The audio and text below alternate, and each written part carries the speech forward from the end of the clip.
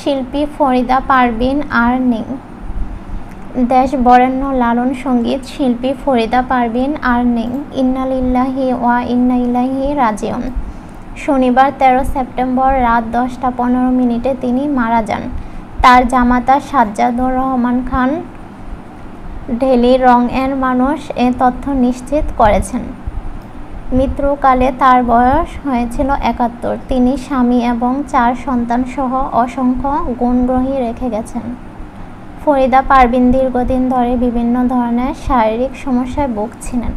Kidney জটিলতার কারণে তাকে সপ্তাহে 2 দিন ডায়ালিসিস করাতে হতো। গত 2 সেপ্টেম্বর থেকে মহাখালীর একটি বেসরকারি মেডিকেল কলেজ হাসপাতালে নেওয়া হয়েছিল নিয়মিত ডায়ালিসিসের জন্য।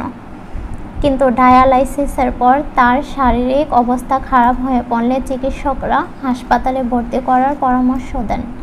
এরপর থেকে তিনি হাসপাতালের নিবিড় পরিচর্যা কেন্দ্রে চিকিৎসাধীন ছিলেন। শারীরিক অবস্থার আরও অবনতি হওয়ায় তাকে ভেন্টিলেশনে নেওয়া হয়। ডেস্ক রিপোর্ট, ঢেনী রঙের মানুষ, নুসরাত ইসলাম।